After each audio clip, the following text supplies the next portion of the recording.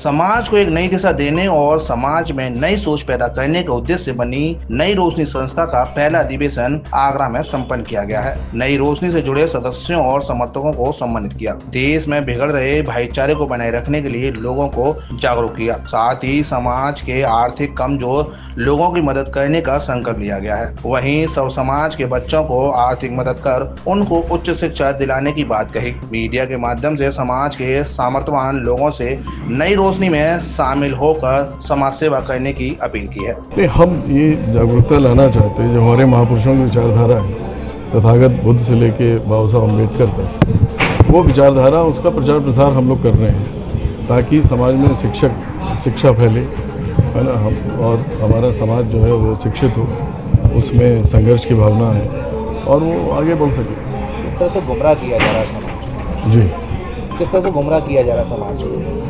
नहीं, हम तो शिक्षा की बात कर रहे हैं ना। गुमराह किस तरह हो रहा है समाज? गुमराह देखिए, अलग अलग जो राजनीतिक और सामाजिक विचारधाराएं हैं वो अलग अलग तरीके से इंसान को खींचने की कोशिश करते हैं।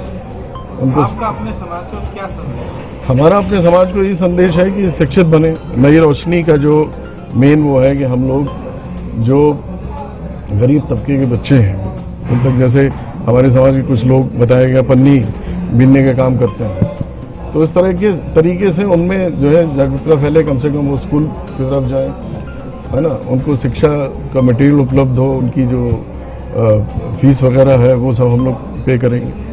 शिक्षा का बेसिकली वो है, ठीक है ना। सनातनी कौन है? सनातन क्या है? सनातन में क्रिएशन नहीं है। सनातन का मतलब साइंटिफिक।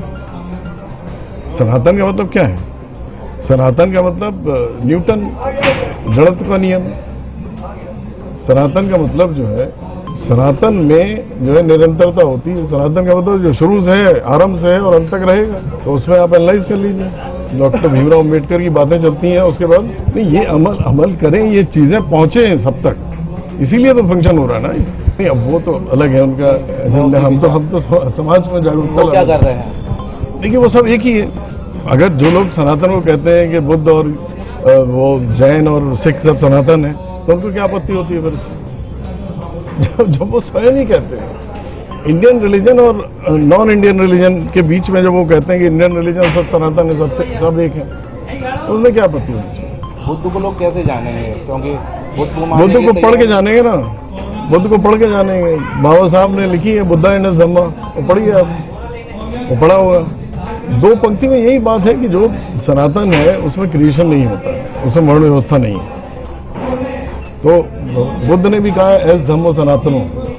बुद्ध ने कहा है, सबसे पहले बुद्ध ने कहा है एस धम्मो सनातनो। बुद्ध का धम्म ही सनातन है और कोई धम्म सनातन। देखिए, नई रोशनी फाउंडेशन पिछले 10 वर्षों से काम कर रही है। हम लोग हर वर्ष बच्चों के लिए मार्गदर्शन कार्यशाला वर्कशॉप लगाते थे, जिसमें जो समाज के बच्चे थे उनको आगे की पढ़ाई के लिए मोटिवेट करना, तैयारियों के लिए मोटिवेट करना कि किस तरीके से वो तैयारियां करें। हम लोग अपने समाज के IAS, PCS, IPS डॉक्टर्स को बुलाते थे और वो आकर के यहाँ समाज के लोगों को मोटिवेट करते थे, उनको मार्गदर्शन करते थे। ये कार्य हमारा निरंतर 10 वर्षों से चल रहा था। अभी जो 2020 में कोविड जो महामारी आई थी, जब हम लोगों ने समाज के लोगों ने हमारा सहयोग किया और उनके द्वारा पूरे देश में हमने 600 से ज़्यादा परिवारों को सीधे आर्थिक मदद करी थी, वो नई रोशनी फाउंडेशन के द्वारा। उससे अभी 1 महीने पहले तक नई रोशनी जो थी वो रजिस्टर्ड नहीं थी संस्था के रूप में। अभी पिछले 1 महीने पहले इसको संस्था के रूप में रजिस्ट्रेशन कराया गया है और आगे इन भविष्य में हम लोगों का जो टारगेट है वो ये है कि जो सर्व समाज के जो गरीब लोग हैं, पीड़ित जो मजबूर लोग हैं, जिनकी बच्चों की एजुकेशन किसी कारणवश रुक जाती है, वो पढ़ने में तो बहुत होशियार हैं लेकिन उनके पास आर्थिक स्थिति उनकी मजबूत नहीं है, वो IIT की तैयारी नहीं कर पा रहे हैं, वो लोगों से कंपटीशन नहीं कर पा रहे हैं। तो ऐसे बच्चों को हम छांटेंगे, ढूंढेंगे और उनको कंपटीशन की तैयारी करने लायक उनको हम आर्थिक मदद करेंगे, कंपटीशन की तैयारियां कराएंगे, जिससे नई रोशनी के माध्यम से भविष्य में आने वाले समय में आपको इंजीनियर भी मिलेंगे, IITian भी मिलेंगे, डॉक्टर्स भी मिलेंगे और हमारा टारगेट अगले 5 साल में कम से कम 10 बच्चों को विदेश शिक्षा तक पहुंचाने का हमारा लक्ष्य है। नई रोशनी फाउंडेशन का ऐसा, और मैं आप सभी चैनलों के माध्यम से मैं ये कहना चाहूँगा कि नई रोशनी के साथ जुड़ें, इनके आजीवन सदस्य बने, इनके साथ आकर के किसी भी बच्चे को आप गोद ले सकते हैं। जिसके बच्चे को गोद लेने का सिर्फ इतना सा रहेगा कि सिर्फ शिक्षा के रूप में आप उनको गोद लेंगे, जिसमें आप उनकी किताबों की खर्चा, उनके स्कूल का खर्चा, जहां जो बच्चा रह रहा है उसके वहीं पर उसको हम लोग शिक्षा दिलवाएंगे।